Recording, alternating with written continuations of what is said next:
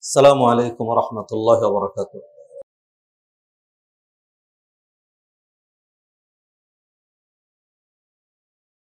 إن الحمد لله وحده والصلاة والسلام على من لا نبي بعده.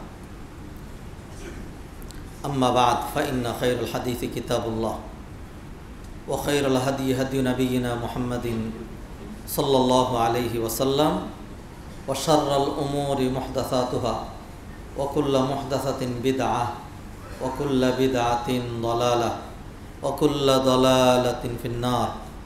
يا أيها الذين آمنوا اتقوا الله حق تقاته ولا تموتن إلا وأنتم مسلمون. يا أيها الناس اتقوا ربكم الذي خلقكم من نفس واحدة وخلق منها زوجها وبث منهما رجالا كثيرا ونساء واتقوا الله الذي تساءلون به والأرحام إن الله كان عليكم رقيبا. يا أيها الذين آمنوا اتقوا الله وقولوا قولا سديدا يصلح لكم أعمالكم ويغفر لكم ذنوبكم ومن يطع الله ورسوله فقد فاز فوزا عظيما. ثم ما بعد يقول جل جلاله في القرآن الكريم بعد أعوذ بالله من الشيطان الرجيم لقد تاب الله على النبي والمهاجرين والأنصار الذين اتبعوه في ساعة العسرة من بعد ما كاد يزيغ قلوب فريق منهم ثم تاب عليهم إنه بهم رؤوف رحيم.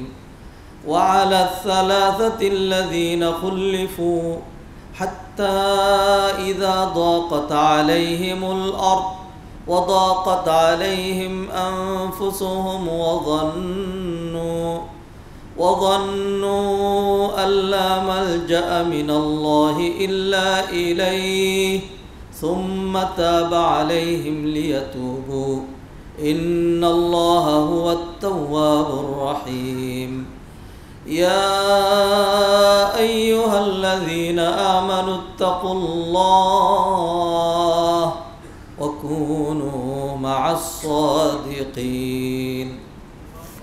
وعن عبد الله بن مسعود رضي الله تعالى عنه قال قال رسول الله صلى الله عليه وسلم عليكم بالصدق فإن الصدق يهدي إلى البر وإن البر يهدي إلى الجنة وما يزال الرجل يصدق ويتحرى الصدق حتى يكتب عند الله صديقا وإياكم والكذب فإن الكذب يهدي إلى الفجور وإن الفجور يهدي إلى النار وما يزال الرجل يكذب ويتحرى الكذب حتى يكتب عند الله كذابا.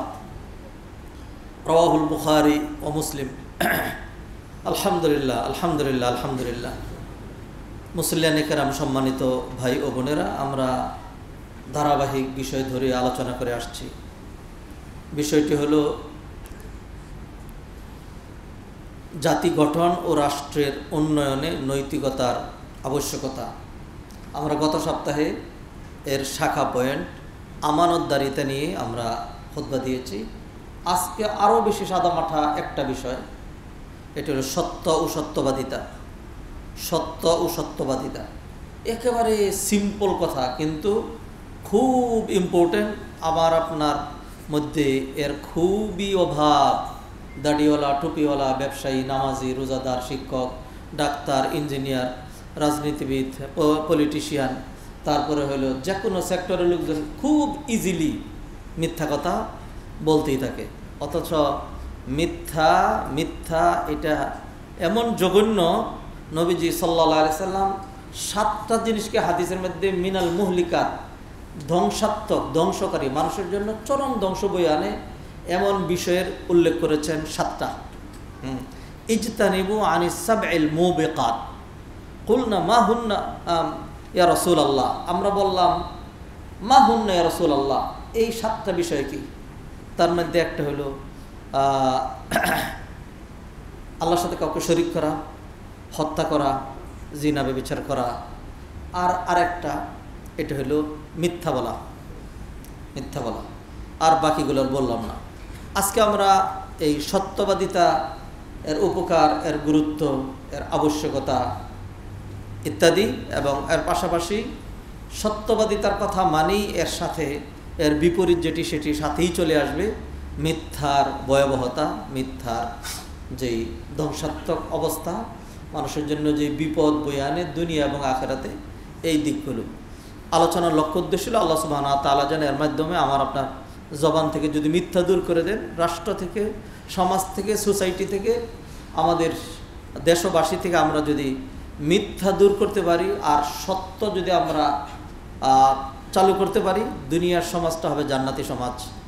আমরা সকল দিকে আমরা সুফল দেখব, রাষ্ট্রের উন্নয়ন হবে, জাতি ভালো হবে, সব কিছু সুন্দর হবে। মিথ্যা মিথ্যা মিথ্যা মিথ্যা, সর্বত্র মিথ্যা, কত রকম মিথ্যা, যিনি কিছুই করেন নাই তার নামে কত রকম মামলা, হয়রানি, এরপর হলো একদম মিথ্যা দিয়ে সব একবার প্রসিকিউট, সেটা মিথ্যা, সম্পূর্ণ বিচার ব্যবস্থা মিথ্যা, একটা কোর্ট দাঁড় করানো হয়েছে স্পেশাল, সেটাও মিথ্যা, সাক্ষী যারা সব মিথ্যাবাদী, বিচারক যারা মিথ্যাবাদী, যারা বিচার করছে, যারা বিচার অর্ডার দিচ্ছে, সব মিথ্যাবাদীর ঘরের ঘরের মিথ্যাবাদী। এগুলি করে নিরপরাধ মানুষকে শুধুমাত্র জেলখানায় না, দুনিয়া থেকে ফাঁসি দিয়ে বিদায় করে কত রকম রেকর্ড আমাদের সমাজে আছে নাকি নেই? মিথ্যা, আউযুবিল্লাহি মিনাশ শাইতানির রাজিম। যাই হোক, এটা হলো আমার আজকের জুমার ধারাবাহিক আলোচনা। এর আগে সমসাময়িক বিষয় নিয়ে আমি অল্প কিছু কথা বলতে চাই।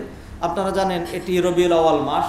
আমরা এই মাসে মানে মিলাদুন নবীর তো প্রশ্নই আসে না, সিরাত নিয়েও আমরা এই মাসে আলোচনা করি না। আমরা যখন খুশি তখন আলোচনা করি। আমরা যদি এই মাসে আলোচনা করি তবু এটা বেদাত হবে না, গর্হিত হবে না, কারণ আমাদের আকীদা বিশ্বাস একদম ক্লিয়ার যে নবীজি সাল্লাল্লাহু আলাইহি সাল্লামের মিলাদ অথবা সিরাত কোনোটাই এই মাসের সাথে সম্পৃক্ত নয়। বছরের যে কোনো সময় ওই ধারায় আমরা যদি এই মাসে আলোচনা করি, সবসময় আলোচনা করি, অসুবিধা নেই। কিন্তু যারা এইটাকে মনে করে রবিউল আউয়াল আসলে এইটা আলোচনা করতে হবে, অন্য যত বিষয় থাকুক সব পিছনে এইটা আলোচনা করা লাগবে, এইটা মানে বেদাত যদি নাও বলি প্রশ্ন থেকে খালি না। যাই হোক, মুআজ্জাজ হাদিরিন, সম্মানিত ভাই বোনেরা, নবী মুহাম্মদ রাসূলুল্লাহ সাল্লাল্লাহু আলাইহি ওয়াসাল্লাম, আজকে আমরা যে মসজিদ ভরে গিয়েছি, জুমার খুতবা দিচ্ছি, জুমার খুতবা শুনছি, এই লাইনটা যিনি আমাদেরকে দেখালেন তিনি হলেন নবী মুহাম্মদ রাসূলুল্লাহ সাল্লাল্লাহু আলাইহি ওয়াসাল্লাম। আল্লাহ সুবহানাহু ওয়া তাআলা তাকেই রসুল বানিয়েছেন, জীবনটা বাজি রেখে, কি কষ্ট করেন নাই, কি মার খান নাই, হিজরত করতে বাধ্য হয়েছেন। আল্লাহ সুবহানাহু ওয়া তাআলার পক্ষ থেকে যদি গায়েবী হেফাজত না থাকতো, নবীজি সাল্লাল্লাহু আলাইহি সাল্লামকে পাউডার করে ফেলতো কাফেররা। আল্লাহ ওয়াদা দিলেন, ইয়া আইয়ুহার রাসূলু বাল্লিগ মা উনজিলা ইলাইকা মির রাব্বিক, যা দায়িত্ব দেওয়া হয়েছে you have to convey the message, ওয়া ইন লাম তাফআল ফামা বাল্লাগতা রিসালাতা আল্লাহু ইয়াসিমুকা মিনান নাস। আল্লাহ আপনাকে মানুষের অনিষ্ট থেকে হেফাজত করবেন, করেন নাই?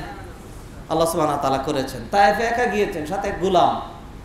তায়েফের লোকজন যেভাবে পাথর মারতেছিল, ৫-৭টা পাথর মাথায় মেরে দিলে একটা মানুষ দুনিয়া থেকে শেষ, রক্তাক্ত হয়েছেন। জিবরিল আমিন এসছেন, আপনারা জানেন ঘটনা। তো নবীজি সাল্লাল্লাহু আলাইহি সাল্লাম, আমরা আমাদের পা থেকে মাথা পর্যন্ত শরীরের প্রতিটা অঙ্গ প্রত্যঙ্গ এটা নবীজি সাল্লাল্লাহু আলাইহি সাল্লামের ঋণ দিয়ে পরিপূর্ণ। যেই জান্নাতের কথা বলছি, যেই আল্লাহকে চেনার কথা, আত্মিক প্রশান্তির কথা, সালাত সিয়াম যে কোনো কিছুর কথা বলি না কেন, এইগুলি যে আমরা পেয়েছি কার কারণে? নবী মুহাম্মদ রাসূলুল্লাহ সাল্লাল্লাহু আলাইহি ওয়াসাল্লামের কারণে। সেই কারণেই আমরা যত ইবাদত করি সমপরিমাণ সব নবীজির আমলে জমা হয়। সাইয়্যিদুল মুরসালিন রাহমাতুল লিল আলামিন, আমরাও তার সিরাতের কিছু দিক নিয়ে সামনে ইনশাআল্লাহ আলোচনা করব। ইতিপূর্বে আলোচনা করেছি, এক এক বছর এক একটা সাইড ধরি আমরা। এবারও হয়তো ইনশাআল্লাহ আমাদের চলতি যেই বিষয় এটাকে স্টপ করে আমরা অন্যান্য সাইড পয়েন্টে আলোচনা করব কিছুদিন। সমসাময়িক প্রেক্ষাপটে আমরা দেখতে পাচ্ছি যে নবী মুহাম্মদ রাসূলুল্লাহ সাল্লাল্লাহু আলাইহি সাল্লাম, যিনি কাফেরদের মধ্যে ইহুদি, খ্রিস্টান এবং অন্যান্য বিধর্মী যারা আছে তাদের মধ্যেও যারা মানে ন্যায়পরায়ণ, যাদের মধ্যে ইনসাফ আছে, জ্ঞান আছে, পড়াশোনা আছে, মানবতা আছে, হিউম্যানিটি আছে, এরা সবাই স্টাডি করে যত ইয়া করেছে, সর্বশেষ তারা বলেছে যে নবী মুহাম্মদ সাল্লাল্লাহু আলাইহি সাল্লামের উপরে কেউ নাই। তারা তাদের নবীকে নবীজির উপরে প্রাধান্য দেন নাই, আমাদের নবীজিকে প্রাধান্য দিয়েছেন। তো এইগুলো নিয়ে যেহেতু আজকে আমি আলোচনা করব না, সেই জন্য লম্বা কথা বলতে চাই না। কিন্তু মাঝে মধ্যেই দেখা যায় অমুসলিমদের মধ্যে থেকে কিছু লোকজন হয়তো নিজেকে জাহির করার জন্য অথবা আল্লাহর পক্ষ থেকে তার কপালে এক্সট্রা গজব লানত এবং জাহান্নামের বিশেষ শাস্তি থাকার কারণেই মাঝে মধ্যেই দেখা যায় কোনো দেশে নবীজির বিরুদ্ধে একটা কার্টুন অথবা নবীজিকে নিয়ে একটা গালমন্দ করা, নবীজিকে নিয়ে একটা অশ্রাব্য কথাবার্তা বলা, এটা মানে আমরা দেখি আর কি। কিন্তু এর উল্টা আপনি কোনোদিনই এমন একটা ইতিহাস বের করতে পারবেন না যে পৃথিবীর সবচেয়ে ক্ষুদ্র মসজিদ এবং সবচেয়ে মানে খতিবদের মধ্যে সবার পিছনের যিনি খতিব, এমন একজন খতিব একজন খুতবা দিতে গিয়ে ঈসা আলাইহিস সালামকে অথবা মুসা আলাইহিস সালামকে অথবা অন্য কোনো নবীকে গালমন্দ করেছেন, এটা আপনারা দেখাইতে পারবেন না। এইটাই প্রমাণ করে ইসলাম ইজ দি বেস্ট। ইসলাম শ্রেষ্ঠ ধর্ম, ভারসাম্যপূর্ণ ধর্ম। আমরা এই কাজ করি না। আমরা নবী মুহাম্মদ রাসূলুল্লাহ সাল্লাল্লাহু আলাইহি সাল্লামের গুরুত্ব, মাহাত্ম্য, বড়ত্ব যতটা আলোচনা করি, ঈসা আলাইহিস সালাম, মুসা আলাইহিস সালামের আলোচনা তার চেয়ে একটু কম করি না, বরং আরও বেশি করি। পুরো কোরআনে আল্লাহ সুবহানাহু ওয়া তাআলা নবী মুহাম্মদ রাসূলুল্লাহ সাল্লাল্লাহু আলাইহি সাল্লামের যত প্রসঙ্গ টেনেছেন এর চাইতে অনেক বেশি প্রসঙ্গ টেনেছেন মুসা আলাইহিস সালামের বিষয়টি। তা আমরা আলহামদুলিল্লাহ এরকম উদার, কিন্তু তারপরে আমরা দেখি বিশেষ করে একটা জাতি, যেই জাতিটিকে আল্লাহ সুবহানাহু ওয়া তাআলা আমাদের বড় শত্রু বলেছেন। আবার বলি, আপনি যদি সত্যি ঈমান নিয়ে ঢুকে থাকেন, আমার এই কথা আপনাকে নিতে হবে, কারণ এটা আল্লাহর কথা, এটা কোরআনের কথা। যদি এটা আপনার মধ্যে অ্যালার্জি লাগে তাইলে আপনি এই খুতবার মলম লাগাইয়েন ওইখানে, হ্যাঁ, যাতে আপনার অ্যালার্জি ভালো হয়। সেটা হলো আল্লাহ সুবহানাহু ওয়া তাআলা চিত্রিত করেছেন দুইটা জাতি হলো আমাদের সবচেয়ে বড় শত্রু। দুইটা জাতি, একটা জাতির নাম ইহুদি, একটা জাতির নাম ইহুদি, যার ক্ষতি, যার বর্বরতা ফিলিস্তিন, এখন পাশাপাশি লেবানন তারা দেখছে। আরেকটা জাতিকে আল্লাহ সুবহানাহু ওয়া তাআলা সবচেয়ে বর্বর, আমাদের বড় শত্রু আখ্যা দিয়েছেন। সেই জাতিটার নাম হলো মুশরিক। সেই জাতিটার নাম মুশরিক। মুশরিক মানে যারা শিরিক করে, যে কোনো কিছু পাইলেই তারা পূজা দেওয়া শুরু করে। চিকা যায়, চিকচিকায় ব্রাহ্মণ আসে লাঠি নিয়ে, ওইটারে দেখলো গিয়ে ভগবান, কত যে ভগবান, এগুলিকে পূজা দিতে শুরু, এগুলির নাম শিরিক। এই মুশরিক জাতি আমাদের সবচেয়ে বড় শত্রু, যার কঠিন শত্রুতার সম্মুখীন আজকে আমরা বাংলাদেশের মুসলমানরা। সকল দিক থেকে, রাজনৈতিক দিক থেকে বলবেন, ইন্ডিয়ার চাইতে বড় শত্রু, এই হিন্দুদের চাইতে বড় শত্রু আল্লাহর জমিনে আমাদের জন্য আর কেউ নেই। হ্যাঁ, এই একটা দিক। সকল দিক দিয়ে আমরা দেখতে পাচ্ছি কত রকম। আজকে খুতবায় আসার আগে যখন দেখলাম যে পার্বত্য চট্টগ্রামের ওরা মানে তারা সমাবেশ করে বলছে যে ডক্টর ইউনূস তুই শুনে রাখ, এরকম করে। আলহামদুলিল্লাহ, আপনারা জাতিসংঘের সেখানে আমাদের বর্তমান যিনি নাকি প্রধান উপদেষ্টা, তার কারণে যখন সারা বিশ্ব দাঁড়িয়ে গিয়ে হাতে তালি দিতে শুরু করলো এবং ঘোষণায় যখন অন্যরকম হলো, মনে হলো যেন বিশ্বের পরাশক্তির একটা প্রেসিডেন্ট আসছে। যখন এই অবস্থা হয়েছে, জানি না আপনারা কেউ দেখছেন কিনা, আমি যতই মানে ব্যাকডেটেড মৌলবী হই না কেন, আমার মনে হয়েছে I already feel my proud, এটা মনে করেছে যাক আলহামদুলিল্লাহ আমি বাংলাদেশের, প্রাউড ফিল হয়েছে। তা আলহামদুলিল্লাহ অনেক ভালো কাজ হচ্ছে। সেইখানে এই উপজাতীয়রা, কয়েকজন উপজাতি, পুরা জাতি এখনো হয় নাই, এরা ধমক দিয়ে বলছে যতক্ষণ পর্যন্ত এই পাহাড়ি অঞ্চল ইন্ডিয়ার ভূখণ্ড না হচ্ছে ততদিন পর্যন্ত আমরা থামবো না। রাষ্ট্রদ্রোহিতার কারণে কোরআনের বিধান অনুযায়ী আমি ফতোয়া দিয়ে দিলাম, এদেরকে ব্রাশ ফায়ার করে লক্ষ লক্ষ যদি মেরে ফেলা হয় তাহলে রাষ্ট্রীয় আইন এবং কোরআনের আইনে বৈধ। এটা আমার দেশের ভিতরে আমার দেশকে বিচ্ছিন্ন করার জন্য, আমার দেশের মানচিত্রকে চেঞ্জ করার জন্য দেশের ভিতরে থেকে যারা হুমকি দেয়, রাষ্ট্রীয় আইনে এবং কোরআনের আইনে তাদেরকে ঢালাওভাবে হত্যা করা যায়। মুআজ্জাজ হাজিরিন, সম্মানিত ভাই ও বোনেরা, তো সেই জন্য এটাই সত্য কথা। বা ইন্ডিয়াতে 30% মুসলমান রয়েছে, সেইখানে তারা সরকারি চাকরিতে তাদের যে লেভেল 1%-এর নিচে। আর বাংলাদেশে 7 থেকে 8% হিন্দু আছে, তারা সরকারি চাকরি করে 36%। হ্যাঁ, ওদেরকে আমরা মাথায় রাখি। এরপরে খালি আমাদের দিকে যে সংখ্যালঘু নির্যাতন, আর মুসলমানদের সাথে তোমরা যা করছো, সর্বশেষ নবী মুহাম্মদ রাসূলুল্লাহ সাল্লাল্লাহু আলাইহি সাল্লামের উপরে যখন তোমাদের তথাকথিত পুরোহিত জাহান্নামী যখন কথা বলেছে, সেইখানে বিজেপির আরেক ইবলিস শয়তান রেখে সমর্থন করেছে। আমরা ধিক্কার জানাই, নিন্দাবাদ জানাই, দোয়া করি ও আল্লাহ এই মুহূর্তেই ওই বিজেপির শয়তান যেগুলো আছে, শায়াতিন, মানে মোদি থেকে শুরু করে শায়াতিন যেগুলো আছে এইগুলির উপরে আমরা ঢালাওভাবে সবার ইয়া করছি না, আর যে বিশেষ করে নবীজিকে গালমন্দ করেছে এদের উপরে ও আল্লাহ তুমি কাদের এই মুহূর্তেই তোমার লানত এবং গজবের মালা দিয়ে পরাইয়া দিয়া ওদেরকে চিরতর লাঞ্ছিত করে আল্লাহ তুমি তোমার গায়েবে আগুন দিয়ে এদেরকে সারখার করে দাও। আমরা নিন্দাবাদ জানাচ্ছি। আমাকে গতকালকে 2 জন ফোন করে জানালো আজকে এই নবীজি সাল্লাল্লাহু আলাইহি সাল্লামের ভালোবাসায় মানে একটা প্রটেস্ট জুমার পরে আছে, বিভিন্ন মসজিদ থেকে লোকজন পলয়েল সেন্টার থেকে তারা এইটা করবে, এবং আমাকে তারা বলেছে যে জানে আমার মানহাজ জানে যে মিছিল করে রাস্তাঘাট বন্ধ করা, মানুষের কষ্ট দেওয়া, এটাতে আমরা কোনোদিনই যাই না। বলে যে আমরা একদম স্বল্প সময়ের জন্য গাড়ি ঘোড়ার বিঘ্ন না ঘটে সেই জন্য আমরা জাস্ট জসিমউদ্দিন যাব, আবার ঘুরে রাজলক্ষ্মী এসে আমরা হাউস বিল্ডিং এসে এটাকে শেষ করে দিব। তো যদি সত্যি এরকম হয়ে থাকে, জানি না আয়োজন কি, আমার সাথে কোনো নেতৃস্থানীয় কেউ যোগাযোগ করে না, যদি এরকম হয়ে থাকে তাই আমি আপনাদেরকে বলবো যে কোনো রকম, আপনারা জানেন গত যখন আমাদের এই ময়দানটা যখন ব্যাটল ফিল্ড ছিল, এই রাস্তাটা যখন ব্যাটল ফিল্ড ছিল, যখন আন্দোলনকারীরা একটা মাইক্রোফোন নিতে চেয়েছিল আমাকে বহুবার বলেছে একটা ঘোষণা দেওয়ার জন্য, আমি বলেছি আমাদের মসজিদ থেকে কোনো রকম কোনো মিছিল হবে না। ইতিপূর্বেও কোনো রাজনৈতিক কোনো কিছুর সাথে আমরা জড়াই নাই, কিন্তু নবী মুহাম্মদ রাসূলুল্লাহ সাল্লাল্লাহু আলাইহি সাল্লামের মান শান, তার ভালোবাসার সম্পূর্ণ ব্যতিক্রম। এইখানে আমরা আমাদের দল মত নির্বিশেষে আমরা মুসলমান হিসাবেই নবীজিকে কিছু বললে, যে ব্যক্তি আমাদের মুসলমানদের ঠিকমতো নামাজও করে না তার হৃদয়ে রক্তক্ষরণ হয়। অতএব আমাদের হৃদয়ে রক্তক্ষরণ হচ্ছে। আমি সেই জন্য আপনাদেরকে আবেদন জানাবো, আপনাদের যাদের সুযোগ রয়েছে, যদি সুযোগ থাকে সালাতের পরে সত্যি যদি এরকম হয় 2-4-5 মিনিট এটা প্রসেস জানা, আল্লাহকে সাক্ষী জানানো, এটা এই জন্য যেহেতু বর্তমানে এটা আন্তর্জাতিক বিষয়, আমরা চাইলেই সেইখানে আক্রমণ করতে পারছি না, যেতেও পারছি না। একটা প্রটেস্ট দেখানো, এটা মিডিয়ার যুগ, আর গণতান্ত্রিক রাষ্ট্র, গণতান্ত্রিক যে পদ্ধতি এটা বিশ্বময় এটা স্বীকৃত, রাজতান্ত্রিক দেশগুলো ছাড়া অন্যান্য জায়গায় এইভাবেই প্রটেস্ট জানাইতে হয়। তা আমাদের দেশটাও যেহেতু গণতান্ত্রিক, তো সেই জন্য এইভাবে আমরা এটা জানানোর জন্য আল্লাহ যেন দেখেন, মানুষ দেখলো যে আমরা প্রটেস্ট জানিয়েছি এটা তাদের যেন লাগে, আর হলো আল্লাহ যেন দেখেন যে না আমরা নবীজি সাল্লাল্লাহু আলাইহি সাল্লামের ভালোবাসার জন্য এবং তার পক্ষ থেকে প্রতিরোধ গড়ে তোলার জন্য আমরা ভূমিকা রেখেছি। সেই জন্য আমি আপনাদেরকে নিবেদন করবো, যাদের সুযোগ আছে আপনারা সেখানে যাবেন ইনশাআল্লাহ। মুআজ্জাজ হাজিরিন, সম্মানিত ভাই বোনেরা, নবীজির ভালোবাসা এটাকে সবসময় আমরা প্রাধান্য দেই, এবং নবীজির ভালোবাসার নামই হলো ঈমান। নবীজি হাদিসে বলছেন লা ইউমিনু আহাদুকুম হাত্তা আকুনা আহাব্বা ইলাইহি মিন ওয়ালিদিহি ওয়া ওয়ালাদিহি ওয়ান নাস আজমাইন। আমি নবী যদি তোমাদের কাছে তোমাদের সন্তান সন্ততি এবং তোমাদের নিজেদের চেয়ে, আত্মীয় স্বজনের চেয়ে বেশি প্রিয় বিবেচিত না হই, ততক্ষণ পর্যন্ত তোমার ঈমানের পূর্ণতা হবে না।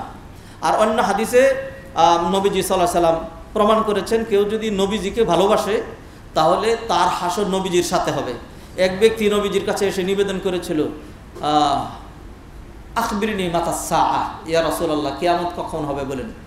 তখন নবীজি ধমক দিয়ে বললেন, ওয়াইলাক ওয়া মা যাআদাত তালাহা, দিক তোমাকে, এমন কি প্রস্তুতি তোমার হয়ে গিয়েছে। তখন সে বলল না, কোনো প্রস্তুতি হয় নাই, তবে আমি আল্লাহকেও ভালোবাসি, আল্লাহর নবীকে অনেক ভালোবাসি, এইটি আমার প্রস্তুতি। তখন নবীজি বললেন, ঠিক আছে, তাহলে তোমার আর ভয়ের কোনো কারণ নেই, তুমি যেহেতু আমি নবীকে ভালোবাসো, অতএব আমি তোমাকে সুসংবাদ দিচ্ছি, হাসর 2 দিন আগে হোক পরে হোক, যখনই হোক না কেন, তোমার হাসর আমি নবীর সাথে হবে, আমি যেই জান্নাতে থাকবো তুমি সেই জান্নাতে থাকবা। অতএব নবীজির ভালোবাসার বিষয়টা সাংঘাতিক, অন্যরকম। কোরআন আল্লাহ বলেন, কুল ইন কুনতুম তুহিব্বুনাল্লাহা ফাত্তাবিউনি ইউহিব্বুকুমুল্লাহ, যদি আল্লাহর ভালোবাসা পেতে চাও তাহলে নবীর পথ ধরো, নবীর অনুসরণ করো, তাহলে আল্লাহ তোমাদেরকে ভালোবাসবেন আর আল্লাহ তোমাদের গুনাহগুলো ক্ষমা করে দেবেন। অতএব আমরা নবীজির ভালোবাসা এটা আমাদের হৃদয়ে সবচেয়ে বেশি স্থান দিতে চাই। আজকে আমরা নবীজির কথা এতক্ষণ বললাম, কোনো পৈতৃক ঘটনা যদি এইভাবে বলতাম কেউ শুনতো না, মানুষ বিরক্ত হতো, কিন্তু নবীজির কথা বললে মানুষ সেটাকে প্রাধান্য দেয়। নবীজি সাল্লাল্লাহু আলাইহি সাল্লাম যেইভাবে যা করতে বলেছেন, মসজিদে ঢুকে আমরা ডান পা দিয়া, টয়লেটে ঢুকে আমরা বাম পা দিয়া, তারপরে মুখের মধ্যে লম্বা লম্বা দাড়ি রেখে দেই নবীজির সুন্নার অনুসরণে। এই যে কষ্ট করে সলাতে আসছি, সবার আগে আসা, আপনার প্রতিযোগিতা করে এসছেন, এটা নবীজি সাল্লাল্লাহু আলাইহি সাল্লামের বক্তব্যের কারণে। আল্লাহ সুবহানাহু ওয়া তাআলা আমাদের অন্তরের অন্তঃস্থলটা যতটুকুন জায়গা আছে সবটুকুনি আল্লাহ এবং তার নবীর ভালোবাসা দিয়ে আল্লাহ আমাদেরকে ভরে দেন। যাদের কলবের ভিতরে যদি এই মুশরিকদের হিন্দুদের ভালোবাসা সত্যিকার অন্তরে থাকে, তাহলে আমি আপনাকে বলবো নতুন করে বারবার তওবা করে আবার বারবার ঈমান নবায়ন করেন। কারণ হলো এই এদেরকে ভালোবাসা আর শিরক ভালোবাসা একই জিনিস তো, একই জিনিস তো। আপনি এটার বিশ্লেষণ করার মতো সময় এখন নাই। আমি আজকে যেই পয়েন্ট ধরে আলোচনা করব, আমার মনে হচ্ছে না যে এমনি পারি না, তার মধ্যে আবার অর্ধেক সময় অন্যদিকে চলে গিয়েছি। কি আলোচনা করব? সত্যবাদিতা নিয়ে অল্প কিছু আলোচনা করতে চাই। সম্মানিত ভাই বোনেরা, সত্য কথা, সত্য কাকে বলে? যেটা বাস্তবতা এর উল্টা, অতীতের সাথে রিলেটেড, ভবিষ্যতের সাথে রিলেটেড, ধর্মীয় বিষয়, বৈষয়িক বিষয়, আল্লাহর সাথে সম্পৃক্ত, নবীজির সাথে সম্পৃক্ত, ব্যক্তির সাথে সম্পৃক্ত, এই ধরনের যে কোনো বিষয় এটাকে বলা হয়, যদি এটা বাস্তবসম্মত হয় তাহলে এটাকে বলা হয় সত্য, আর যদি বাস্তবতার সাথে সাংঘর্ষিক হয় তাহলে সেটাকে বলা হয় মিথ্যা। এই যে আমার সামনে অনেকগুলো সংজ্ঞা এখানে লেখা আছে, সত্যের সংজ্ঞা, মিথ্যার সংজ্ঞা। আমার মনে হয় এটাকে সংজ্ঞা দিয়ে এখন আর আমি টাইম কিল না করি। সত্যবাদী মানে সত্য কথা, এটা খুবই জরুরি বিষয়। এই জন্য মনে রাখতে হবে যে সত্যবাদিতা এটা এক নম্বরে, এটা হলো আল্লাহর বৈশিষ্ট্য, এটা মহান আল্লাহর বৈশিষ্ট্য। আল্লাহ কখনো মিথ্যা কথা বলেন না। ওমান আসদাকু মিনাল্লাহি কিলা ওমান আসদাকু মিনাল্লাহি হাদিসা। তাহলে এটা আল্লাহর বৈশিষ্ট্য। তাহলে যেটা আল্লাহর বৈশিষ্ট্য সেটা আমার আপনার মধ্যে থাকা উচিত। নবী যে হাদিসে বলছেন তাখাল্লাকু বিআখলাকিল্লাহ। কোরআনে আল্লাহ বললেন সিবগাতাল্লাহ ওমান আহসানু মিনাল্লাহি সিবগা। আল্লাহর রঙে রঙিন হও। আল্লাহর যেই বৈশিষ্ট্যগুলো, দয়া করা, ক্ষমা করা, সত্য কথা বলা, এই ধরনের বৈশিষ্ট্যগুলো তোমরা অর্জন করো। তাখাল্লাকু বিআখলাকিল্লাহ। আচ্ছা, 2 নম্বর, সকল নবীদের গুণ, সকল নবীদের গুণ সত্যবাদী। ওয়াজকুর ফিল কিতাবি ইব্রাহিম ইন্নাহু কানা সিদ্দিকান নাবিয়্যা। ইব্রাহিম আলাইহিস সালাম সিদ্দিকান নবী ছিলেন। ওয়াজকুর ফিল কিতাবি ইদ্রিস ইন্নাহু কানা সিদ্দিকান নাবিয়্যা। ইদ্রিস আলাইহিস সালামের বৈশিষ্ট্য এটা। ওয়াজকুর ফিল কিতাবি ইসমাঈল ইন্নাহু কানা সাদিকাল ওয়াদি। ইসমাঈল আলাইহিস সালামের কথা বলা হয়েছে, তিনি সত্যবাদী ছিলেন। সকল নবীদের কথা আল্লাহ সুবহানাহু ওয়া তাআলা এক কথা বলে দিলেন, হাযা মা ওয়া'দার রহমানু ওয়া সাদাকাল মুরসালুন। সকল নবীরা সত্য কথা বলেছেন, কোন নবী জীবনে একটা মিথ্যা কথা বলেন না। ইব্রাহিম আলাইহিস সালাম কিয়ামতের দিন যখন মানুষ সুপারিশের জন্য বিভিন্ন জায়গায় দৌড়াদৌড়ি করবে, এরপরে ইব্রাহিম আলাইহিস সালামের কাছে যাবে, তখন তিনি বলবেন, না আমি সুপারিশ করতে পারবো না। কারণ কি? আমার মনে হয় আমি 3টা মিথ্যা কথা বলেছিলাম। আসলে মিথ্যা না, আসলে কি না, মিথ্যা না, কিন্তু তিনি মিথ্যা ধরে নিয়েছেন এবং তিনি কিয়ামতের দিন থরথর করে কাঁপছেন, আল্লাহ যদি আমাকে ধরে ফেলেন, কেন তুমি মিথ্যা কথাগুলো বলেছিলে? একটা হলো যখন তার স্ত্রী সারাকে জালেম বাদশাহ ধরে নিয়ে যায়, তখন ইব্রাহিম আলাইহিস সালামকে মেরে ফেলবে, সারাকে বুকের জন্য রেখে দিবে। এখান থেকে বাঁচার জন্য তিনি বলেছিলেন যে আমরা স্বামী স্ত্রী এটা জানলে তো মেরে ফেলবে। তো সেই জন্য ধর্মীয় বিধান অনুযায়ী মুমিনরা হলো ভাই ভাই। যে কোনো এখানে একজন ইমানদার, কোনো আত্মীয়তার সম্পর্ক নাই, তা তাহলে সে আমার কি ভাই। একজন মুসলিম নারী, সে আমার কি বোন। ততএব জিজ্ঞাসা করলে বলবা ইব্রাহিম আমার ভাই আর আমি হলাম তার বোন। এটা একটা। আরেকটা হলো জাতি মূর্তি পূজা করে, যখন তাকে সেটার জন্য ডেকেছে, তখন তিনি বলছেন যে ওখানে যাওয়ার জন্য বাধ্য করবে, তাকে নিয়ে যাবে জোর করেই। তার তো অন্য প্ল্যান আছে, তিনি এটা যাবেন না, তিনি যাবেন না। তখন তিনি বললেন ফাকালা ইন্নি সাকিম, ইন্নি সাকিম, আমি অসুস্থ। শারীরিক অসুস্থকে আরবিতে বলা হয় মারিদ, ইন্নি মারিদ। আর মানসিক অসুস্থকে বলা হয় সাকিম। তো তিনি মানসিকভাবে অসুস্থ ছিলেন, যে জাতি আল্লাহ এত নিয়ামত দিচ্ছেন আর তারা সেই আল্লাহর সাথে শিরিক করে, এই চিন্তায় তিনি ছিলেন। তারপরেও তিনি যখন সাকিম বলছেন, তারা ধরে নিয়েছে ইব্রাহিম আলাইহিস সালাম অসুস্থ। কারণ সাকিমের মধ্যে 2টা অর্থই আছে, অসুস্থ। তো ইব্রাহিম আলাইহিস সালাম এইটাকে ধরে নিচ্ছেন যে আল্লাহ যদি আমাকে আল্লাহ সুবহানাহু ওয়া তাআলা ধরেন, তাহলে আমরা দেখতে পাচ্ছি সম্মানিত ভাই বোনেরা, যে ইব্রাহিম আলাইহিস সালাম তিনি সত্যবাদী ছিলেন, ইদ্রিস আলাইহিস সালাম সত্যবাদী ছিলেন, ইসমাঈল আলাইহিস সালাম সত্যবাদী ছিলেন, তাদের প্রত্যেকের এগুলি ঘটনা আছে অনেক। আর নবী মুহাম্মদ রাসূলুল্লাহ সাল্লাল্লাহু আলাইহি সাল্লাম কেমন সত্যবাদী ছিলেন? আরব জাহানের লোকজন তাকে কি করেছিল? উপাধি দিয়েছিল, আল আমিন উপাধি দিয়েছিল। এবং যখন নাকি আবু সুফিয়ান ওই যে হাবাসায় যেই মুহাজির দল ছোট্ট গ্রুপ মক্কার কাফেরদের নির্যাতন থেকে বাঁচার জন্য নবীজি পাঠিয়ে দিয়েছিলেন, ওদেরকে ফিরে এনে এদের উপর নির্যাতন করবে। তো সেই জন্য আবু সুফিয়ান যখন গেল তখন সেখানে হিরাকেল বাদশাহ নবীজির ব্যাপারে প্রশ্ন করেছিলেন যে যেই লোকটা নিয়ে তোমাদের মধ্যে এত কথাবার্তা হচ্ছে সেই লোকটা কীরকম, তার বৈশিষ্ট্য বলো। এরা ওই লোকের অনুসরণ করে, আর তোমরা তার শত্রু, তোমরা বলছো সে ধর্মত্যাগী, তো সে কী বলে তোমাদেরকে। তখন দেখেন যে হিরাকিলের এই প্রশ্নের জবাবে আবু সুফিয়ান বলছে, কালা হিরাকিল ফামাযা ইয়া'মুরুকুম, সে তোমাদেরকে কিসের নির্দেশ দেয়। হ্যাঁ, কালা আবু সুফিয়ান বলল, কুলতু ইয়াকুলু, আবু সুফিয়ান বলল যে আমি বললাম, সে বলে উ'বুদুল্লাহ ওয়াহদাহু লা তুশরিকু বিহি শাইআ, তোমরা এক আল্লাহর ইবাদত করবা, তার সাথে কাউকে শরীক করবা না, এই নির্দেশ দেয়। ওয়াতরুকু মা ইয়াকুলু আবাউকুম, বাপদাদারা যে কথা বলছে যে আমরা এরকম কইরে আসছি ওইগুলি বাদ দাও। নবী যেই কথা বলে ওয়ায়ামুরুনা, আর তিনি আমাকে আরো নির্দেশ দেন আমাদেরকে বিসসালাতি মানে নামাজের, ওয়াসসিদকি আর সত্য কথা বলার, এই মিথ্যা কথা বলা যাবে না, সত্য কথা বলতে হবে। হ্যাঁ, যখন এই কথাগুলো বলে, হ্যাঁ, তখন হিরাকিল, তার কাছে কিতাবের ইলম ছিল, তখন সে বলল যে যে সলাতের এবং সিদকের নির্দেশ দেয়, হ্যাঁ, তার চেয়ে ভালো মানুষ কেউ হইতে পারে না, সে নবী। অতএব তুমি ডাইরেক্ট ফেরত যাও, একটা লোককেও তোমার সাথে দেওয়া হবে না, বাড়াবাড়ি করলে তোমাকে আটকে রাখা হবে। তো সেইখানে আবু সুফিয়ান যে নাকি নবীজির শত্রু ছিল, তখন তো তারা মুসলমান হয় নাই, নেতৃত্ব কর্তৃত্ব নিয়েছিল তাদের সমস্যা। যদি মুসলিম হয়ে যাই তাহলে তো নেতৃত্ব আমাদের হাত থেকে চলে যাবে, এটাই ছিল মূল কথাটা। হ্যাঁ, তখনও আবু সুফিয়ান এটা স্বীকার করেছে যে নবীজি সাল্লাল্লাহু আলাইহি ওয়াসাল্লাম নিজে সত্য কথা বলেন এবং সত্য কথার নির্দেশ দেন। সম্মানিত ভাইয়েরা, এমনিভাবে এই উম্মতের মধ্যে সবচেয়ে, এই উম্মতের মধ্যে নবীর পরেই কার অবস্থান? আবু বকর সিদ্দিক রাদিয়াল্লাহু তাআলা আনহু। কিসের কারণে? ওই সত্য বলার কারণে, সত্যবাদিতার কারণে। অতএব সত্য নিঃসন্দেহে একটা ভালো গুণ, সত্য বলা, সত্যাশ্রয়ী হওয়া, সত্যের উপরেই থাকা, হ্যাঁ, এইটা নিঃসন্দেহে একটা ভালো গুণ, এটা নিঃসন্দেহে একটা ভালো গুণ। এই গুণটা অবশ্যই আমার আপনার মধ্যে থাকতে হবে। আল্লাহ সুবহানাহু ওয়া তাআলা আমাদেরকে তৌফিক এনায়েত করেন।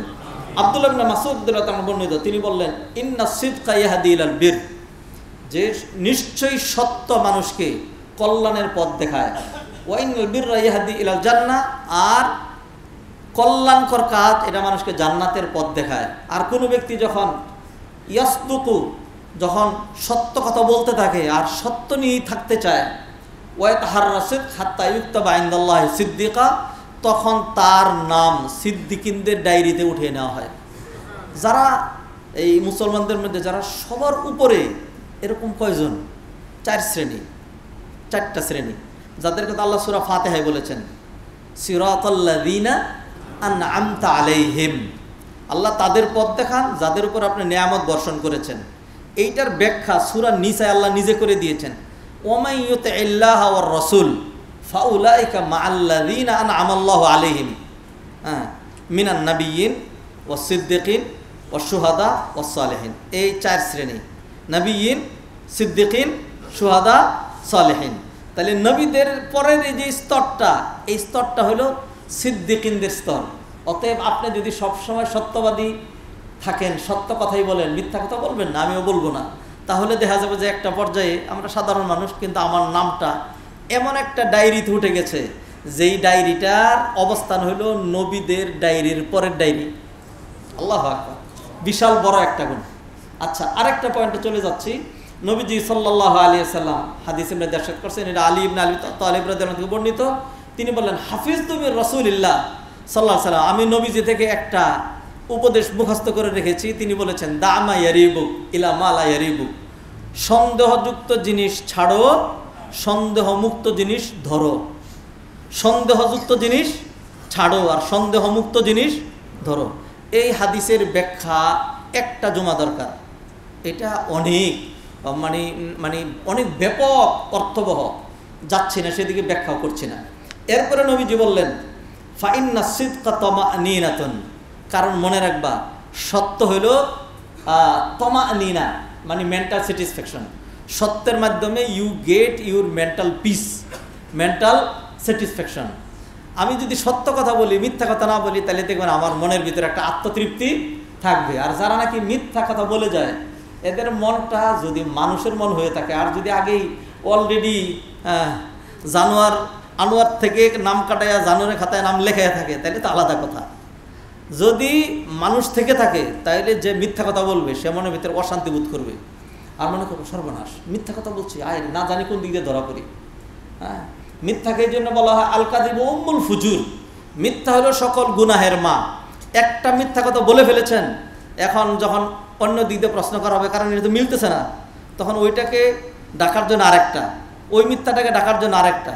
এই জন্য মিথ্যা কথা গুনার মা, মানে অর্থাৎ মায়ের ও রসে যেরকম ছেলে মেয়ে 1 জন 2 জন 4 জন 5 জন 8 জন 10 জন জন্মগ্রহণ করতে থাকে, তো মিথ্যা কথা মানুষের এরকম গুণা গুণা গুণা গুণা গুণা জন্ম দিতে থাকে, খুবই জঘন্য।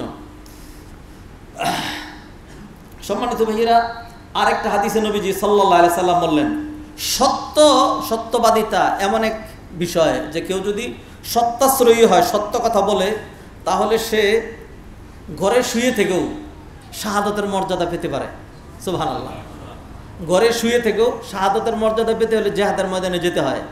সেটা হলো হাতে অস্ত্র তুলে নিতে হয়, আর আগেকার দিনে তো মানে তরবারি নিয়ে, তীর ধনুক নিয়ে সামনাসামনি, একদম সামনাসামনি।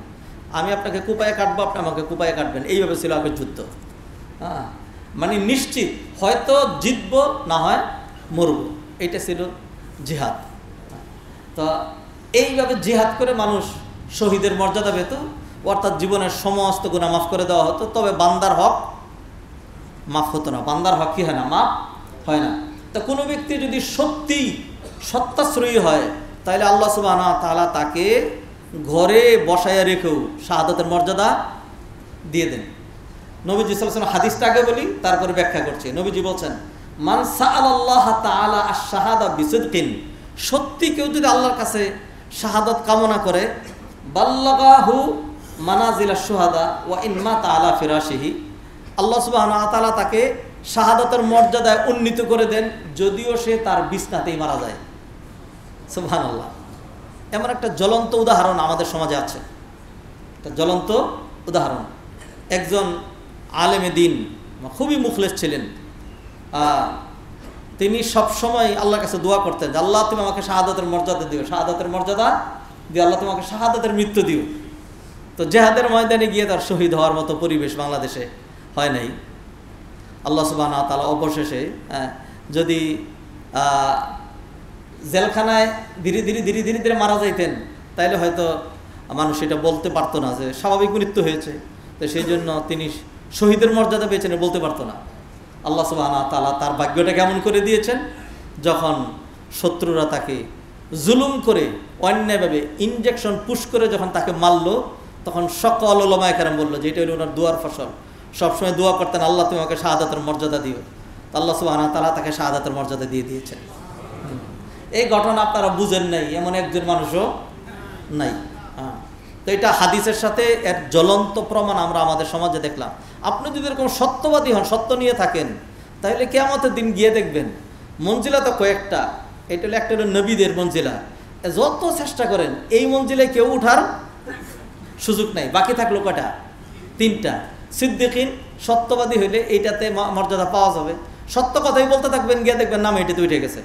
আর না হয় সত্য কথাই বলতে থাকবেন, গিয়ে দেখবেন যে আপনি ঘরেই মারা গেছেন, কিন্তু আল্লাহ সুবহানাহু ওয়া তাআলা আপনাকে শহীদের মর্যাদায়, ফাউলাইকা মা আল্লাযীনা আনআমা আল্লাহু আলাইহিম মিনান নাবিয়্যিন ওয়াস সিদ্দিকিন ওয়াশ শুহাদাই ওয়াস সালিহিন। আল্লাহু আকবার। আর সত্য কথা বলার তো সালেহিনদের বৈশিষ্ট্যই। অতএব ভাইয়েরা, যেই কথা আমাদের আগের সাধারণ বইতে লেখা থাকতো, আদর্শ লিপিতে, সদা সত্য কথা বলিবে, মিথ্যা কথা কখনো বলিবে না। আর আমরাও তো ওরকম প্রতিশ্রুতিবদ্ধ হয়েই কোনো চাকরিতে যখন কেউ বড় পোস্টে যায়, তখন তাকে এই শপথ বাক্য পাঠ করানো হয়। শপথ বাক্য পাঠ করানো হয়, এটা হলো যখন শপথ পাঠ করে। এরপরে কর্মক্ষেত্রে যখন যায়, তখন তার অবস্থা এরকম হয় যে সদা মিথ্যা কথা বলিব, মিথ্যা বই সত্য কখনো বলিবই না। এইটা হলো তার জীবনের বাস্তবতা। আর যদি এটা না বুঝে থাকেন, কোন সমাজে থাকেন জানি না, হ্যাঁ, আপনি ধরেন এর আগে আমি বহুবার বলছি, কিছু কিছু সেক্টর আছে আপনি ওইখানে গেলে আপনি যদি মসজিদের ইমাম হন, হুজুরও হন, মিথ্যা কথা কেমনে বলতে হয় সুন্দর করে শিখায়া তারা এটা করে দিবে, অথবা নিজেরা লেখা হ্যারভাবে বলবে যে আপনারা তো বোঝা দরকার নেই, খালি সিগনেচার করেন দেখি। মাশাআল্লাহ, সেক্টরকে সেক্টর আছে এরকম, মিথ্যা আর মিথ্যা, মিথ্যা আর মিথ্যা। হ্যাঁ, তারপর আমাদের জুব্বার পকেট তেমনি একটু বড় থাকে, দেখবেন যে ধরা পড়লে এক একজন হুজুরের জুব্বার পকেটের মধ্যে 15টা করে বোমা পাওয়া যায়। হ্যাঁ, এই জন্য একজন বলেছিলেন যে উকিল জেরা করতে গিয়ে যে মাননীয় আদালত, আমার একটু দেখতে ইচ্ছা করে ওই যে ওনার জুব্বাটা আনা হোক। ওনার জুব্বার পকেটটা কত বড় ছিল যে একটা পকেটের মধ্যে 15টা বোমা ছিল। হ্যাঁ, মানে মিথ্যা কাকে বলে, একেবারে আউযুবিল্লাহি মিনাশ শাইতানির রাজিম। মানে মনে হয় যেন এটা কিছুই না, একবারে পান্তা ভাতের মতো। ব্যবসায়ীর কাছে যাবেন, এরপরে বললেন যে কত, 1200 টাকা, এই এত দাম, 800 টাকা। বলেন কি হুজুর, আমি নিজে কিনে আনছি 1000 টাকা দিয়ে। এটা যদি বলেন যে এই তোমার এটা কথা বলছি, তোমার দোকান আছে, তোমার শ্রম আছে, লাভ তো কিছু করাই লাগবে, লাভের জন্যই তো ব্যবসা, কখনো দাম বলবা না, খামাখা মিথ্যা কথা বলতে দেখে না। পরে শেষ অনেক সুন্দর করে বুঝাই ফেললে, বাবা শোনা বইলে গায়ে হাত দিলে পরে বলে যে হুজুর বলেন তো, কিন্তু বাস্তব কথা হইল সত্য কথা বলে ব্যবসা করা যায় না, মানুষ নেয় না। হ্যাঁ, মানে মিথ্যা কথা না বললে ব্যবসা করা যায় না, এই এক মূলনীতি আমরা দাঁড় করাইয়া নিয়েছি। তারপর রাজনৈতিক অঙ্গনে একটা আছে, সেটা হইল কি, রাজনীতিবিদরা আমাদের সমাজে আমরা চাই এখন সামনের থেকে যারা রাজনীতি করবে, আমি তো আগে বলছিলাম যে এই রাজনীতির মতো নিকৃষ্ট কাজ, এত নিন্দনীয় কাজ, এত নির্লজ্জ, এত গর্হিত, এত অপমানিত, এত বর্বর কাজ আমি করবো, আর এইখান থেকে রাজনীতি করব। এখন বলতে চাই আমিও রাজনীতি করতে চাই। কারণ কি, আপনি যেই রাজনীতি মানি মনে করছেন, মানুষ হত্যা করা, মিথ্যা কথা বলা, চুরি করা, সামারি করা, নিজের পকেট ভারী করা, দলীয় লোককে স্বার্থ দেওয়া, অন্যদেরকে সপিয়া করা, সমস্ত খারাপ যেটা রাজনীতি মনে করছেন, এটা তো রাজনীতি না। রাজনীতি হলো কোরআনের নীতি, রাজনীতি হলো হাদিসের নীতি। রাজপথ মানে পথের রাজা, রাজহাঁস মানে হাঁসের রাজা, রাজনীতি মানে নীতির রাজা।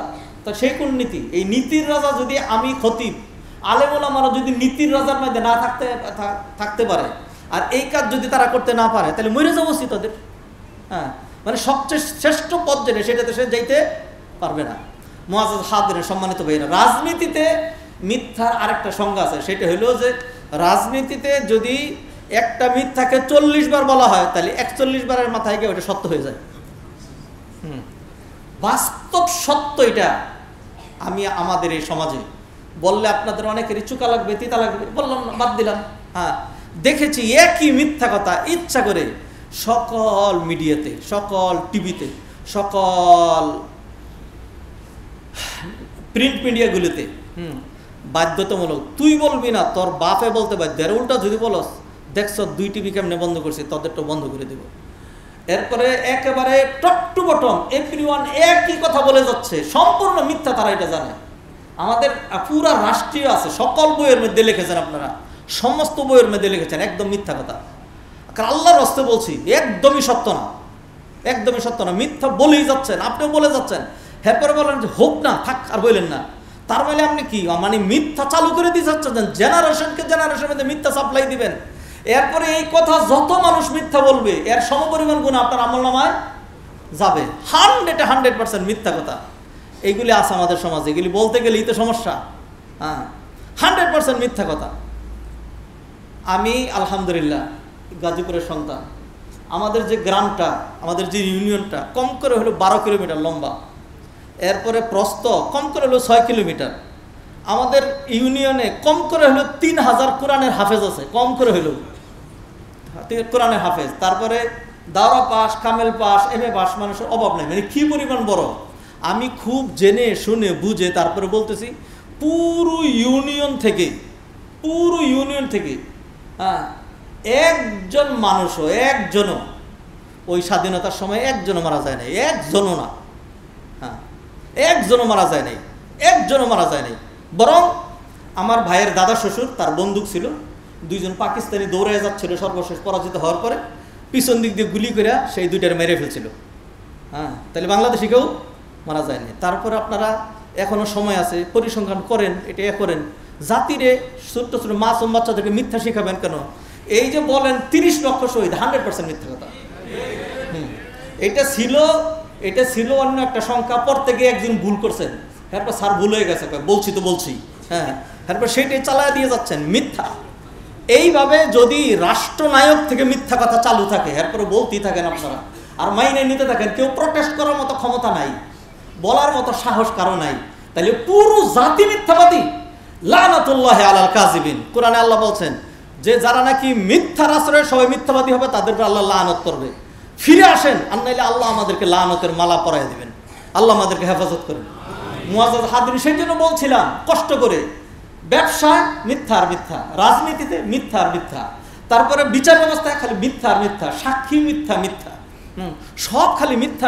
এরপরে শিক্ষা ব্যবস্থার মধ্যে, বইয়ের মধ্যে মিথ্যা, জেনে শুনে মিথ্যা ঢুকাবেন।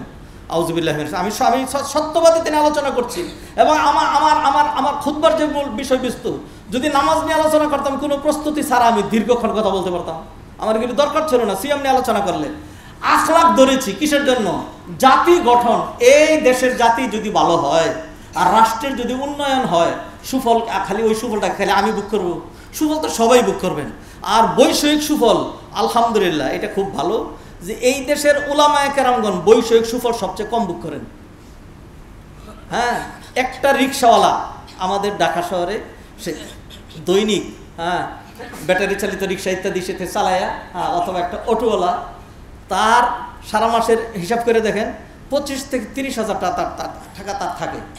আর আপনারাও মাদ্রাসা পরিচালনা করেন, আমিও মাদ্রাসা পরিচালনা করি। মাদ্রাসা শিক্ষকদের বেতন কত? ওই মাদ্রাসা খানাই খায়, এখানে থাকে। এর বাইরে তাদেরকে 10,000, 11,000, 12,000, 15,000 হলে তো বিশাল বেতন, এটা তাদেরকে দেওয়া হয়। আলহামদুলিল্লাহ, তারা খুশি। এরপরও তাদের জামা কাপড় ইস্তারি করেই থাকে। হ্যাঁ, আলহামদুলিল্লাহ। তো যেই কথা বলছিলাম যে আল্লাহর রাস্তে যেই খুতবাগুলো দিচ্ছি, যেগুলো আলোচনা করছি, এগুলো রাষ্ট্রের কল্যাণে। রাষ্ট্রের যদি খুব উন্নতায়ন হয়, তাহলে সত্যি করে ইচ্ছা করেই বলছি, ইচ্ছা করেই এই রাষ্ট্রের সুযোগ সুবিধা নেব না, বুক করব না। ইমাম আবু হানিফাকে বাদশাহ মামুন প্রস্তাব দিয়েছিল কাদিউল কুজাত, প্রধান বিচারপতি হওয়ার জন্য। তখন তিনি বললেন, আনাল্লাহ আসলাহু লিহাদাল মানসাব, আমি এই পোস্টের যোগ্য না, তখন কাজী বলল, কাজাবতা, আর বলেন কি, এটা তো আপনি মিথ্যা বলছেন, আপনার চেয়ে যোগ্য কে, বেশি যোগ্য কে আছে? তখন ইমাম আবু হানিফা বললেন যে আপনি নিজে যেই লোকটারে বললেন যে মিথ্যাবাদী, তাকে আপনি কাজীউল কুজাত বানাইতে চান, প্রধান বিচারপতি বানাইতে চান? হ্যাঁ। তো বাদশাহ মামুন আর কোনো জব দিতে পারে নাই। এইভাবে পিছলাইয়া, 22 মাসের মতো পিছলাইয়া বেরিয়ে গেছেন, এই সুযোগ সুবিধাটা নেন নাই। নবীজি সাল্লাল্লাহু আলাইহি সাল্লাম বলছেন, আল্লাহ যদি আমাকে বলতেন যে উহুদ পাহাড়টা তোমাকে সোনা দিয়ে বাদাই করে দেই, আল্লাহ যদি আমাকে দিতেনও, তাইলে আমি 3 দিনের মধ্যে সদাকা করে শেষ করে দিতাম, কারণ দুনিয়ার এত সম্পদ আমার কাছে থেকে চাই না। এবং নবীজি সাল্লাল্লাহু আলাইহি সাল্লাম আমাদেরকে এগুলি শিখিয়েছেন। কোরআনে আল্লাহ বলছেন, লা তামুদ্দান্না আইনাইকা ইলা মা মাত্তা'না বিহি, আমি তাদেরকে বৈষয়িক যে সুযোগ সুবিধা দিয়েছি, হে নবী আপনি এগুলি তাকাইয়ে নি না, লিনাফতিনাহুম ফি, এগুলি পরীক্ষার জন্য। হাজার হাজার কোটি টাকা নিয়ে মানুষের কি লাঞ্ছনা হয়, এগুলো আপনারা দেখেছেন, সমসাময়িক প্রেক্ষাপটও দেখেছেন। আলহামদুলিল্লাহ, আমার 1000 কোটির দরকার নেই, 1 কোটিরও দরকার নেই, খালি মানুষের কাছে হাত না পাতলেই হলো। হ্যাঁ, মানুষের কাছে যে হাত পাততে না হয়, কোনো রকম সম্মান নিয়ে চলতে পারি, খালি এইভাবে খালি গেলেই হইল। যত বেশি সম্পদ তত বেশি হিসাব, আর আল্লাহর কাঠগড়ায় দাঁড়ায় হিসাব দেওয়া এত সহজ না। আল্লাহ মাফ করুক। মুআজ্জাজ হাজরিন, এই জন্য সৎ সাহস নিয়ে সৎ কথা বলেছি, যেই সৎ কথা হয়তো মানুষ 2-4 জন বলবে না, কারণ এগুলোর পরিণতি অনেক সময় অনেক জঘন্য হয়। কি পরিণতি হবে? আমার শেষ পরিণতি হইতে পারে আমাকে দুনিয়া থেকে বিদায় করে দেওয়া হবে। আমি আগেই ঘোষণা করে দিচ্ছি, আপনার আমাকে বিদায় করা দরকার নাই, কোনো কিছু দরকার নাই।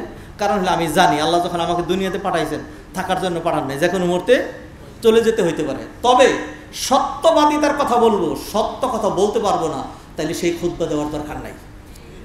সেই জন্য সত্য কথা আল্লাহর উপর ভরসা করে সৎ সাহস করে বলছি, ও জাতি মিথ্যা পরিহার করো, ও রাজনীতিবিদরা মিথ্যা পরিহার করো, ও বিচার ব্যবস্থা মিথ্যা পরিহার করো, কল্যাণ পাবা, আল্লাহর কাছে সাহায্য পাবা, দুনিয়াও কল্যাণ হবে, আখিরাতেও কল্যাণ হবে। আজকে আমি এই পয়েন্ট আগামী সপ্তাহে শেষ করতে পারি কিনা সন্দেহ আছে, তবু টাইম তো আমাকে ওয়ার্নিং দিছে, আরও 1-2টা কথা বলে শেষ করে দিই। একটা মাঝখান থেকে একটা উপকারের দিকে চলে যাই। সত্য কথা বলবেন, তো আপনি যদি মনে করে থাকেন যে আপনি বড় বিপদে মিথ্যা কথা বললে আপনি এখান থেকে বেঁচে যাচ্ছেন, হ্যাঁ, মিথ্যা কথা বললে হয়তো আপনি বেঁচে যেতেন।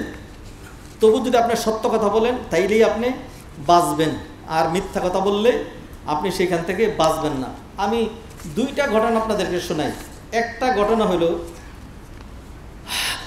হাজ্জাজ বিন ইউসুফ একজন প্রচণ্ড জালেম বাদশাহ ছিল, গভর্নর ছিল, জালেম। তার জীবনে সে 1.5 লক্ষ মানুষ মারছে। একটা কথা একটু উল্টাপাল্টা করলে গর্দান উড়াই দিত। 1.5 লক্ষ মানুষকে সে মেরেছে। হ্যাঁ, তো এই হাজ্জাজ বিন ইউসুফের কাছে একজন, তার নাম ছিল রেবঈ ইবনু হাররাস, জীবনে কোনোদিন মিথ্যা কথা বলেন নাই। ওয়াকানা লাহু ইবনানে আসিয়ান, তার 2 ছেলে ছিল, পিতামাতার অবাধ্য, একটু উল্টাপাল্টা করতো। তো হাজ্জাজ বিন ইউসুফ এই 2টাকে তালাশ করতেছে, মানে হত্যা করে ফেলবে, মেরে ফেলবে আর কি। তো এখন এদেরকে খুঁজে পাচ্ছে না। তখন একজন পরামর্শ দিল, একটা কাজ করেন, এই 2 ছেলের কথা অন্য কাউকে জিজ্ঞেস না করে তার বাবাকে জিজ্ঞেস করেন, তার বাবাকে জিজ্ঞেস করেন। ফাকিলা ইন্না আবাহুমা লাম ইয়াকযিব কাযিবাতান কাত্তু লাউ আরসালতা ইলাইহি ফাসাআলতাহু আনহুমা ফাস্তাদআ আবাহুমা। তখন হাজ্জাজ বিন ইউসুফ এই লোকেরে ডাকলো, ডাকার পরে জিজ্ঞাসা করলো, আইনা আবনাউ, তোমার ওই ছেলে দুটো কোথায়? ক্বালা হুমা ফিল বাইতি, তা তো আমার বাড়িতেই আছে, আমার বাড়িতেই আছে। ফাস্তাগরাবাল হাজ্জাজ ওয়া ক্বালা লিআবিহিমা, হাজ্জাজ আকাশ থেকে বলল যে তুমি জানো না যে আমি এই 2টাকে হত্যা করার জন্য তালাশ করতেছি? তখন সে বলল যে হ্যাঁ আমি জানি। হ্যাঁ, মা হামালাকা আলা হাযা ওয়া আনা উরিদু কাতলাহুমা ফাকালা লাকাদ কারিহিতু আন আলকাল্লাহ তাআলা বিকাযিবাতিন, যে আমার কাছে এটা আমার প্রেস্টিজে লেগেছে যে আল্লাহর দরবারে হাজির হব, সেখানে দেখা যাবে যে আমার আমলনামায় মাত্র জীবনে একটা মিথ্যা পাওয়া যাবে, যে সন্তানদেরকে বাঁচানোর জন্য বলছি যে তারা বাড়িতে নাই, এই একটা মিথ্যা কথা, এটা আল্লাহর সামনে প্রমাণ দেখানো হবে যে আমি জীবনে একটা মিথ্যা কথা বলেছি, শুধুমাত্র এই ভয়ে আমি মিথ্যা কথা বলি নাই, নতুবা সন্তানের জন্য তো মায় আমার আছেই, এই জন্য মিথ্যা কথা বলি নাই। কথা বুঝছেন কিনা জানি না। হ্যাঁ, এরপরে ফাকাল আল হাজ্জাজ, হাজ্জাজের মতো পাষাণ হৃদয় তখন সবের লোক কদ আফাউনা আনহুমা বিসিদকিকা, তুমি যে এইরকম সত্যবাদী লোক, হ্যাঁ 2টা ছেলের জান চলে যাবে তারপরে মিথ্যা কথা বলো নাই, শুধু তোমার এই বৈশিষ্ট্যের কারণে যেই 2টা ছেলেকে আমি হত্যা করতে চেয়েছিলাম মাফ করে দিলাম, মাফ করে দিয়েছি। এরকম ঘটনা শোনাবো না। আর একটা ঘটনা, এটা আপনারা জানেন, এটা সর্বশেষ আজকের খুতবার আলোচনা, সেটা হলো বনি ইসরাইলের 3 ব্যক্তির ঘটনা আপনারা জানেন। তারা একটা গুহার মধ্যে আটকা পড়ে গিয়েছিল। পরে তারা আলোচনা করে দেখলো যে এখান থেকে বের হওয়ার আর কোনো উপায় নেই, তবে ইখলাস ভিত্তিক একেবারে সত্য, হ্যাঁ কোনো আমল যদি করে থাকো ওইটার উসিলায় যদি আমাদের মাফের ব্যবস্থা হয়। তখন তারা একজন এক একটা মনে করে দোয়া করতে থাকলো যে আল্লাহ, সত্যিই আমি আমার বাবা মাকে প্রাধান্য দিতাম সন্তানদের উপরে। মানুষ খালি সন্তানদেরকে প্রাধান্য দেয়। একদিন দুধ দোহন করে এসে দেখি বাবা মা ঘুমায় গেছে, সন্তানগুলো কান্নাকাটি করতেছিল। তখন আমি বললাম যে না, বাবা মাকে আগে পান করাবো। দুধ নিয়ে দাঁড়ায় থাকলাম, বাবা মা গভীর রাতে যখন ঘুম ভাঙলো তখন তাদেরকে আগে খাওয়াইলাম, পরে সন্তানদেরকে তুলে খাওয়াইলাম। আল্লাহ, এই যে ছোট্ট কাজ, কিন্তু শুধুমাত্র আমি আমার এই আদর্শে থাকার জন্য এই কাজটা এইভাবে করেছি। যদি আপনি মনে করেন যে এটা সত্যি আপনার সন্তুষ্টির জন্য করেছিলাম, সত্যই, তাহলে পাথরটা একটু সরাই দেন যাতে আকাশ দেখা যায়। কে দোয়া করার সাথে সাথে একেবারে ডাইরেক্ট খালি এখানে দোয়া করছে, এই কোনো দিক দিয়ে তো নেটওয়ার্ক নাই, কিন্তু নেটওয়ার্ক আল্লাহর নেটওয়ার্ক, রব্বানি গ্রামীণ নেটওয়ার্ক বন্ধ হয়, তারপরে আর কি হয়, অমুক নেটওয়ার্ক বন্ধ হয়, রব্বানি নেটওয়ার্ক বন্ধ হয় না, একদম ডাইরেক্ট আল্লাহর আরশে গিয়ে নক করছে। সাথে সাথে আল্লাহ পাথরকে দিলেন যে একটু সরো, বেশি সরো না, দেখি বাকি 2টা কী করে। এইবার দ্বিতীয় ব্যক্তি বললো যে আমারও এরকম জীবনের একটা সত্য আমল আছে, যে কোনো মিথ্যার আশ্রয় নেই। সেটা কি, যে কয়েকজন শ্রমিক নিয়োগ করলাম, এরপরে সবাই তার পারিশ্রমিক নিয়ে বিদায় হলো। একজন বলল যে এটা কম হয়ে গেছে, এইটুকুন কথা না। আমি বললাম তো না, এইটুকুনই তো কথা। বেচারা রাগারাগি করে বললো যে যা, তোরটা তুই খা, আমার লাগবে না, রাগ করে চলে গেছে। আমি ভাবলাম যে সে আসবে, একটু পরে দেখে সে আর আসলো না, তালাশ করে আর পাইলাম না। এখন বিপদে পড়ছি, হ্যাঁ মিথ্যার আশ্রয় নেব, তার এটা খেয়ে ফেলবো। পরে আমি এটা প্রতিপালন করতে থাকলাম, আর আল্লাহ এমন বারাকা দিল, এইগুলি দিয়ে পরে আমি ভেড়া, বকরি, উট, দুম্বা এগুলি কিনলাম, আর এগুলি নিয়ে দেখাশোনার জন্য রাখাল নিয়োগ করলাম। বহুদিন পর ওই লোক আসছে, আয়সা বললো যে ইয়া আব্দাল্লাহ, হ্যাঁ ও আল্লাহর বান্দা, হ্যাঁ আল্লাহরে ভয় করো, আমার ঠকাইও না। তুমি কিন্তু তুমি চিনিই না। হ্যাঁ, বললো যে মনে পড়ে এতদিন আগে খাটাইছিলা, হ্যাঁ পারিশ্রমিক দেও নাই। এই তুমি সেই লোক, এত রাগ করে মানুষ, রাগ করে চলে গেলা, তোমার তালাশ করেই তো পাইলাম না। ওই যে মাঠের মধ্যে যেই ভেড়াগুলো রাখাল সহ যা দেখতে পাচ্ছ সব তোমার নিয়ে যাও। তখন ওই লোক বললো যে বাবারে এতদিন আগে ঠকাইছো, আজকে আবার আমার সাথে ছল ছাতুরি শুরু করছো, আল্লাহরে ভয় করো। তখন আমি বললাম যে দেখো, আল্লাহরে ভয় করি বিধায় তোমার এটা খাই নেই, আল্লাহ এত বারাকা দিয়েছেন, সেইগুলি থেকে এইটুকুন হয়েছে, সব তোমার নিয়ে যাও। এরপরে এই লোক নিয়ে গেল। এখন সে বলতেছে আল্লাহ, আমি যদি ওই দিন তাকে অল্প কিছু দিয়ে দিতাম, এইগুলির লোক সামলাইতে না পাইরা অল্প কিছু দিয়ে দিতাম, সে কিন্তু নিত।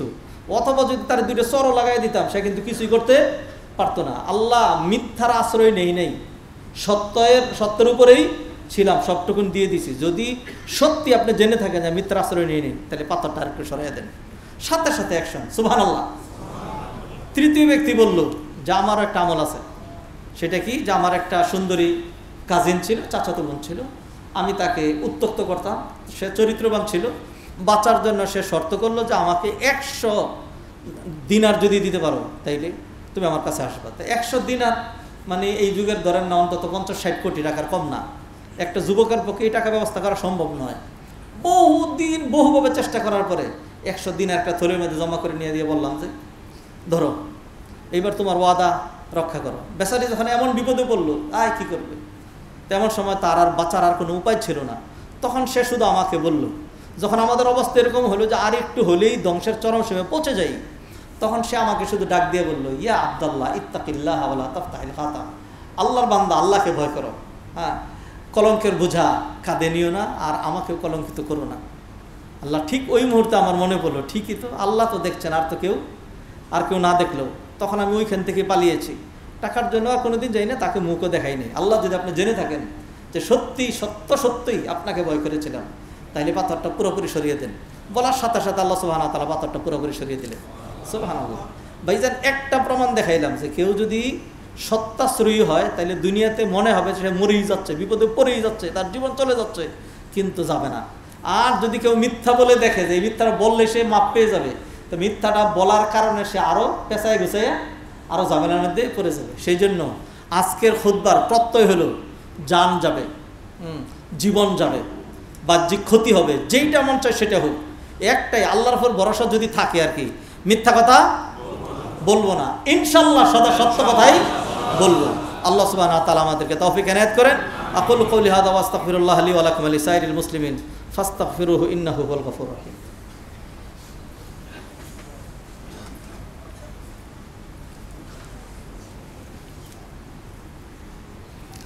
আলহামদুলিল্লাহি ওয়াহদা ওয়াসসালাতু ওয়াসসালামু আলা মান লা নাবিয়্যা বা'দাহ। আইয়ুহাল ইখওয়াতুল আফাদিল, ইন্নাল্লাহ সুবহানাহু ওয়া তাআলা খালাকানা লিআজলিল ইবাদাহ। ক্বালা তাআলা ওয়া মা খালাকতুল জিন্না ওয়াল ইনসা ইল্লা লিয়াবুদুন। আল্লাহ সুবহানাহু ওয়া তাআলা আরসালা নাবিয়্যাহুল মুস্তাফা ওয়া হাবিবাহুল মুজতাবা লিইহদাইনা ওয়া লিইরশাদিনা ইলা সাওয়াইস সাবিল। ফালাহু সাল্লাল্লাহু আলাইহি ওয়াসাল্লাম আলাইনা হুকুক محفوظة إلى يوم القيامة، فعلينا أن ندافع عنه، وعلينا أن نحب النبي صلى الله عليه وسلم أكثر من كل شيء، فإن حب النبي صلى الله عليه وسلم إيمان، وحب النبي صلى الله عليه وسلم صلاح وفلاح، والذي يحب النبي صلى الله عليه وسلم كان معه في الجنة. الله سبحانه وتعالى وملائكته المقربون يصلون على النبي صلى الله عليه وسلم، يقول تعالى إن الله وملائكته يصلون على النبي يا أيها الذين آمنوا صلوا عليه وسلموا تسليما. ويقول النبي صلى الله عليه وسلم من صلى علي مرة صلى الله عليه بها 10. من هذا المنطلق من التوجيهات الربانية ومن الإرشادات النبوية السامية نصلي على سيد المرسلين ونسلم عليه، فلنقل جميعا اللهم صل على محمد وعلى آل محمد كما صليت على إبراهيم وعلى آل إبراهيم إنك حميد مجيد. وارض اللهم عن الخلفاء الراشدين أبي بكر وعمر وعثمان وعن علي رضوان الله تعالى عليهم أجمعين، وعنا معهم بكرمك وجودك وإحسانك يا أرحم الراحمين. اللهم أعز الإسلام والمسلمين وأذل الشرك والمشركين والكفر والكافرين ودمر أعداءك أعداء الدين، واجعل بلدنا بنغلاديش وبلدان جميع المسلمين آمنا مطمئنا رخاء سخاء يا رب العالمين. নাসআলুকা আল্লাহুম্মা মিনাল খাইরি কুল্লি ওয়া নাউযু বিকা আল্লাহুম্মা মিনাশ শাররি কুল্লি। মাবুদ মাওলা দয়াময় মেহেরবান আল্লাহ, মেহেরবানি করে আপনি আমাদেরকে মাফ করে দেন। রব্বুল আলামিন উত্তরা কেন্দ্রীয় মসজিদকে আপনি কবুল করেন। রব্বুল আলামিন মসজিদের কাজ চলমান, বাকি কাজগুলো করার জন্য আমাদের যে রিচ ফান্ড দরকার আপনার গায়েবী খাজানা থেকে, সেটি ব্যবস্থা করে দেন। আপনার বান্দাদের মনকে আপনি মসজিদের সাথে জড়িয়ে দেন। রব্বুল আলামিন এই দুনিয়ায় থাকার কোনো উপায় নেই, চলেই যেতে হবে। রব্বুল আলামিন মেহেরবানি করে প্রস্তুতি নিয়ে যাওয়ার তৌফিক এনায়েত করেন। ও আল্লাহ, আপনি আমাদেরকে একটি কল্যাণের নিবু নিবু প্রদীপ আমাদের সামনে জ্বালিয়ে দিয়েছেন। রব্বুল আলামিন এই নিবু নিবু প্রদীপটাকে আপনি হ্যাজাকলাইটে রূপান্তরিত করে দেন। আমাদের দেশে, আমার দেশের, বাংলাদেশের বাহ্যিক উন্নতি, সম্পদের উন্নতি, রাষ্ট্রীয় নিরাপত্তা, সামাজিক নিরাপত্তা, জানের নিরাপত্তা, মালের নিরাপত্তা, ইজ্জতের নিরাপত্তা, রব্বুল আলামিন এই দেশটাকে বৈশ্বিক দিক থেকে উন্নত কান্ট্রির মতো, ইউরোপের মতো, আমেরিকার মতো, মালয়েশিয়ার মতো, রব্বুল আলামিন দুবাই, সৌদি আরব, কুয়েতের মতো, রব্বুল আলামিন বরং তাদের চাইতে আরও বেশি উন্নত করে দেন। রব্বুল আলামিন ধর্মীয় দিক থেকে রব্বুল আলামিন এই দেশটা হাজার হাজার বুখারি পড়ানোর মাদ্রাসা, লক্ষ লক্ষ আলেম ওলামা রয়েছে, কোরআন হাফেজ রয়েছে। রব্বুল আলামিন ধর্মীয় দিক থেকে দেশটাকে আপনি এগিয়ে দেন। আমরা আমাদের জাতির কল্যাণ, দেশের কল্যাণ চাই। আমাদের দেশের মধ্যে যারা বিশৃঙ্খলা করছে, আমাদের দেশটাকে যারা অশান্ত করছে, রব্বুল আলামিন আপনি তাদেরকে শান্ত করে দেন। রব্বুল আলামিন শান্ত করার জন্য যদি রব্বুল আলামিন আজরাইলকে পাঠানোর দরকার হয়, আল্লাহ পাঠায় দেন। আল্লাহ তবু আপনি আমাদের দেশটাকে শান্ত করে দেন। যারা বারবার বিভিন্ন দিক দিয়ে বিশৃঙ্খলা তৈরি করছে, সর্বশেষ পাহাড়ি ট্রাম্প কার্ড, রব্বুল আলামিন মেহেরবানি করে তাদের এই ষড়যন্ত্রকে তাদের বক্ষের ভিতরে ঢুকাইয়া দেন। আল্লাহুম্মা ইন্না নাজআলুকা ফি নুহুরিহিম ওয়া নাউযু বিকা আল্লাহুম্মা মিন শুরুরিহিম। রব্বানা আতিনা ফিদ দুনিয়া হাসানাহ ওয়া ফিল আখিরাতি হাসানাহ ওয়া কিনা আযাবান নার। রব্বানা তাকাব্বাল মিন্না ইন্নাকা আনতাস সামিউল আলিম ওয়া তুব আলাইনা ইন্নাকা আনতাত তাওয়াবুর রহিম। সুবহানা রাব্বিকা রাব্বিল ইজ্জাতি আম্মা ইয়াসিফুন ওয়া সালামুন আলাল মুরসালিন ওয়ালহামদুলিল্লাহি রাব্বিল আলামিন।